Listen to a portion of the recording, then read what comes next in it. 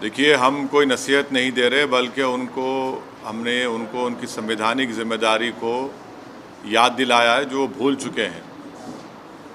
ये जो आरएन जुलूस जो निकाले गए पूरे देश में, और उस जुलूस में हर जगह पर वायलेंस हुआ, चाहे मध्य प्रदेश हो, राजस्थान हो, गुजरात हो, कर्नाटक हो, गोवा हो। जहाँ जहाँ ये आरएन का जुलूस गया, प्रोसेशन गया, वहाँ पर वायलेंस हुआ, तो वहाँ की सरकारें सरासर नाकाम साबित हुई उस वायलेंस को रोकने के लिए। और क्यों सरासर नाकाम साबित हुई? बल्कि वो सरकारें खुद, जो अंग्रेज़ी का लफ्ज़ इस्तेमाल करूँगा, कि ये तो जो गड़बड़ हुई वो स्टेट कॉम्प्लिसिट वायलेंस था, स्टेट कॉम्प्लिसिट वायलेंस हुआ है। और आप दंगाइयों को दंगा करने से रोक नहीं सकते। परमिशन जुलूस का देने वाली सरकार, जब आप परमिशन दे रहे हैं तो जिम्मेदारी बीजेपी और जो वहाँ की सरकार है उनकी होनी चाहिए कि कोई वायलेंस ना हो। तो जो भी वायलेंस हुआ आरएन यात्रा या जुलूस में, वो स्टेट कॉम्पल्सिड वायलेंस है। और दूसरी बात यह है कि पत्थरबाजी हुई, फिर आप घर तोड़ देते हैं मध्य प्रदेश में। किस बुनियाद पे घर तोड़ते भाई आप? ये तो ये जेनीवा कन्वेंशन का वायलेशन है। आपको पकड़ना चाहिए उन लोगों को, अगर करे तो। आप घर किस बुनियाद पे तोड़ रहे हैं भाई? और एक ही कम्युनिटी घर तोड़ रहे हैं आप, क्यों? और आपको कौन ने अख्तियार दिया घर तोड़ने का? चलिएगा, इलीगल है तो नोटिस दीजिए। क्या वही घर इलीगल है, दूसरे घर इलीगल नहीं है? एक ही कम्युनिटी के मध्य प्रदेश में आप घरों को तोड़ते हैं। और जो बच्चे अभी अडल्ट नहीं हुए, 70 बच्चों को आप उनको मारपीट करते हैं। और फिर दुनिया ने वीडियो देखा कि महिलाओं को, ज़ईफ़ महिलाओं को, बुज़ुर्ग महिलाओं को, 70 साल की महिलाओं को आप उनको मार के हाथ और पैर तोड़ देते हैं उनका। पुलिस तोड़ती है उनका, मध्य प्रदेश की पुलिस। यह आप काम कर रहे हैं। राजस्थान में हुआ, क्या कर राजस्थान कांग्रेस सरकार? भाई आपकी सरकार ने उनको परमिशन दिया। जब परमिशन आप देते हैं तो कैसा वायलेंस होता है? फिर घर जलाए जाते हैं, वहाँ पर दुकानें जलाई जाती हैं, टारगेटेड घर जलाए जाते हैं राजस्थान में, कर्नाटक में होता है ये। तो ये पूरे कंट्री में इतने 6-7 प्रदेशों में अगर हो रहा है, तो ये देखिए, ये एक ऐसा नहीं है, पूरा प्लानिंग से हो रहा है ये। और आप टारगेट कर रहे हैं वो मुस्लिम माइनॉरिटीज़ को। सिर्फ क्यों कर रहे हैं भाई मुस्लिम टारगेट? आप पहले आप बोलते हिजाब नहीं पहन सकते, सेकुलर स्टेट है। गोश्त नहीं खा सकते, सेकुलर स्टेट है क्या? फिर आप कानून बना देते फिर उसके ऊपर।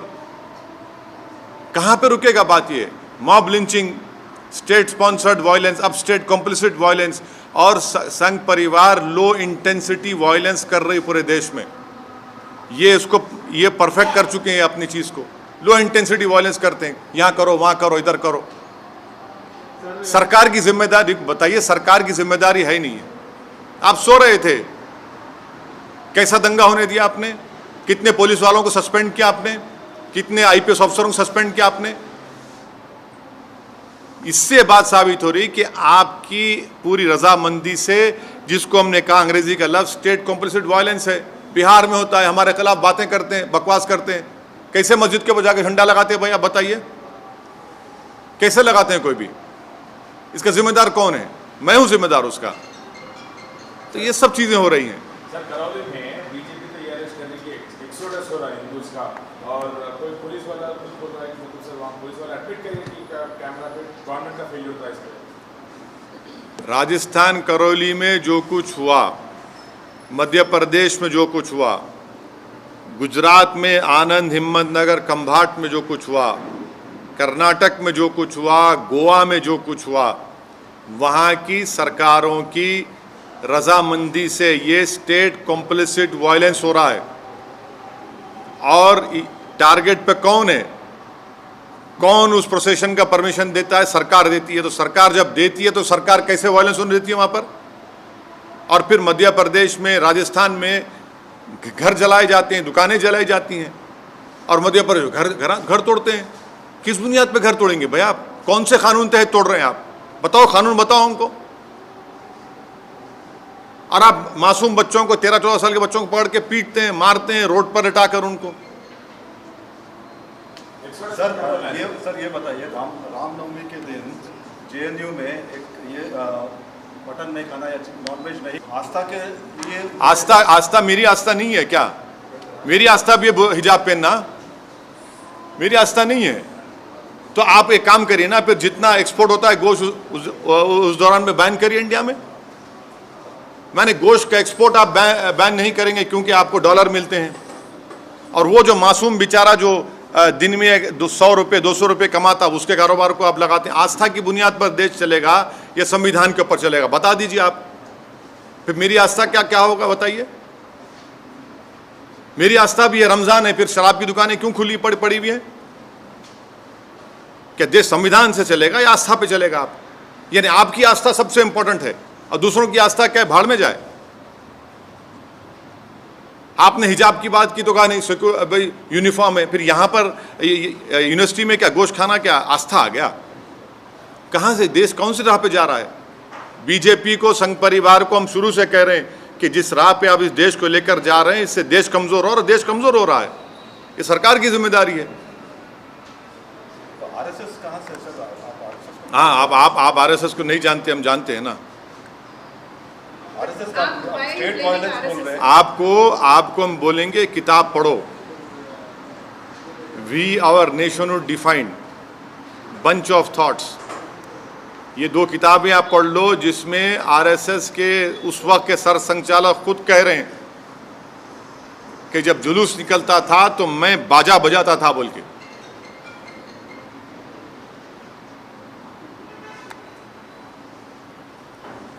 सर, पाकिस्तान में सत्ता परिवर्तन हुआ है, जो नए वज़ीर आला बने हैं वहाँ, वज़ीर आज़म, उन्होंने कश्मीर का राग अलापा है, क्या कहेंगे? अभी ये तो भारत सरकार को जवाब देना चाहिए उनका।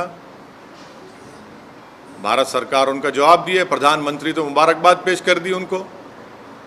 नहीं, आप हमसे सवाल कर रहे हैं। नहीं सुनिए, नहीं प्रधानमंत्री ने क्या जवाब दिया? प्रधानमंत्री ने मुबारकबाद दे दी उनको। देश के प्रधानमंत्री मुबारकबाद दिए हैं नहीं, प्रधानमंत्री ने उनको मुबारकबाद दी है और कहा कि भाई इस खित्ते की अमन के लिए हमको अमन को बरकरार रखना चाहिए, टेररिज्म खत्म करना चाहिए। अब देश के प्रधानमंत्री मुबारकबाद दे रहे हैं तो ओवैसी से क्यों सवाल किया जा रहा है? आप कश्मीर से हमसे सवाल क्यों करते हैं? प्रधानमंत्री से भी करिए। अरे हाँ, जब नहीं देश के प्रधानमंत्री जब मुबारकबाद दे रहे हैं शहबाज शरीफ को, तो ओवैसी को क्यों घसीट रहे हैं इसमें आप? सर लेकिन इमरान खान ने भी अपने फॉरेन पॉलिसी को देश के प्रधानमंत्री ने शहबाज शरीफ को, सुनिए, देश के प्रधानमंत्री ने शहबाज शरीफ को मुबारकबाद दी है। देश के प्रधानमंत्री ने, जब शहबाज शरीफ के बड़े भाई नवाज शरीफ प्रधानमंत्री थे उस मुल्क के, तो अफ़गानिस्तान से अचानक जब उन्होंने देखा कि शहबाज शरीफ के घर में लाइट दिख रही तो उन्होंने उतर गए, वहाँ पर दावत में चले गए बिन बुलाए मेहमान बनकर।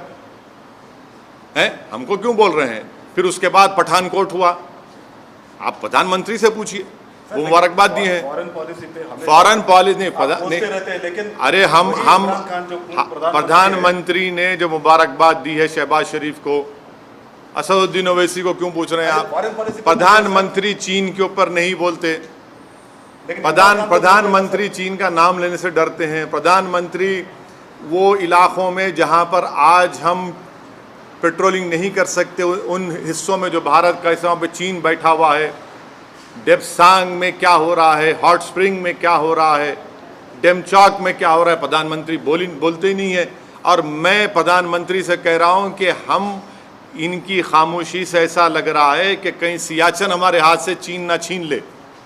ये खतरा है देश के लिए। सर, हम आपसे सवाल इसलिए पूछ रहे हैं कि पाकिस्तान के वज़ीर आज़म ने कश्मीर की बात उठाई और कश्मीर के कई मसलों पर आप सरकार को घेरते रहे हैं। जब देश के प्रधानमंत्री चीन पर नहीं बोलकर शहबाज शरीफ को मुबारकबाद देते हैं तो ये सवाल देश के प्रधानमंत्री से पूछा जाना चाहिए, असदुद्दीन ओवैसी से नहीं।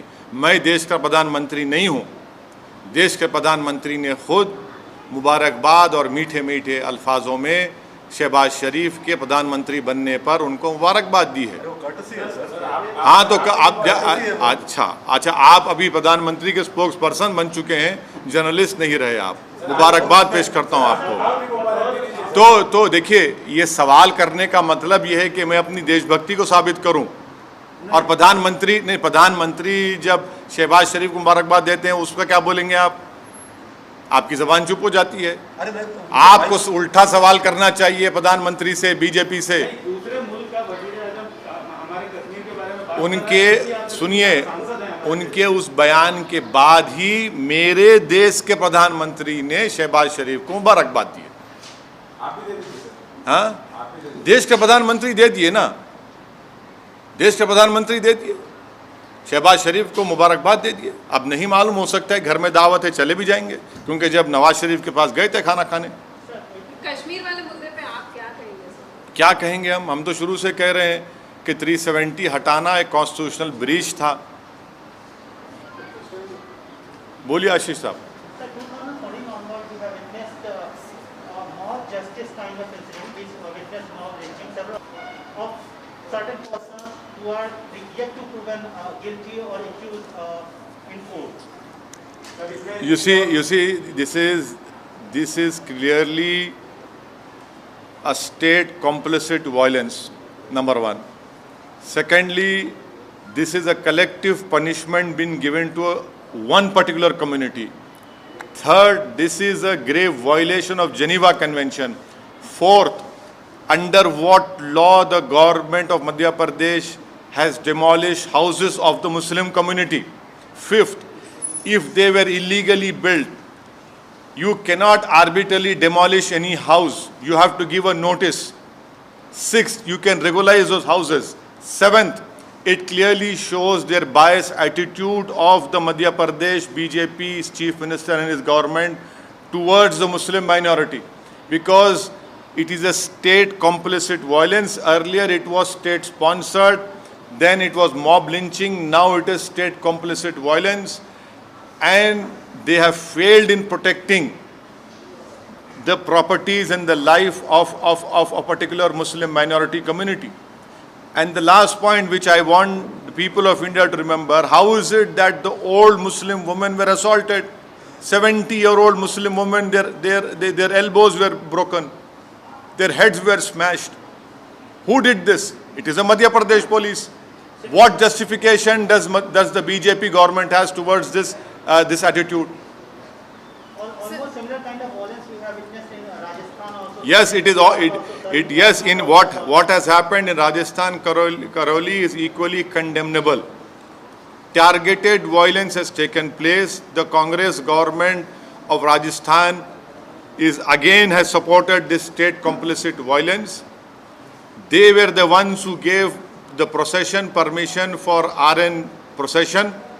It is their responsibility, constitutional responsibility, to protect life and limb and to maintain peace, which the Congress government has utterly failed. And it is their responsibility, and whatever violence has taken place, it is the responsibility of Rajasthan-led Ashok Gehlot government. Jharkhand also witnessed such similar. Yes, not only Jharkhand, even Karnataka, even Goa, even Karnataka. This RN procession permissions were given by the respective state governments, and they have utterly failed in controlling and stopping this violence. There are certain states where we are expecting those states are going for assembly polls. That is not the issue. The issue is that you have to discharge your constitutional responsibility, which these respective state governments have completely failed. This is what I call state complicit violence. And once again, the Muslim community has been targeted in what happened in all these states in this RN procession. Sir, Shivraj Singh Chouhan ने bulldozers चलवाए, आप कह रहे हैं Muslim community को target कर रहे हैं क्या? बिल्कुल। कौन से कानून के तहत आप बुलडोजर चला रहे हैं बताइए? इलीगल कब्जा था तो आप नोटिस क्यों नहीं देते? क्या इलीगल कब्जा सिर्फ मुसलमानों का है, दूसरों का इलीगल कब्जा नहीं है? बड़े बड़े जो बिल्डिंग खड़ी हुई हैं, चाहे किसी भी हो, उसका नहीं है। अगर आप इलीगल है तो आप नोटिस दो उनको या रेगुलाइज करो उनको। एक गरीब का टीन का शेड तोड़कर आपको कौन सी खुशी मिल रही है? ये तो सैडिस्टिक प्लेजर ले रहे हैं आप इन चीजों को कर कर, आप मॉब रूल कर रहे हैं आप। BJP is calling it as exodus. What do you want to say? BJP Which, is calling it as an where? Rajasthan. Rajasthan and What happened to the violence?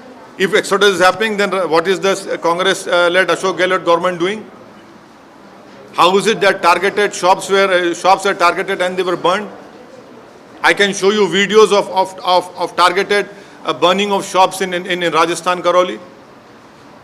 It is that government has failed in controlling the violence, and the Sangh Parivar has mastered this art of low intensity violence. परिवार कैसे master करे sir, where is the role, कहाँ direct कहाँ role है उनका? नहीं, पूरे आसमान से आए ना, यहाँ के नहीं थे वो। नहीं, सही है, बिल्कुल से आसमान से आए थे। और जो वीडियोस जो आ रहे हैं उनके नारों के, उनके प्रोवोकेटिव बकवास के,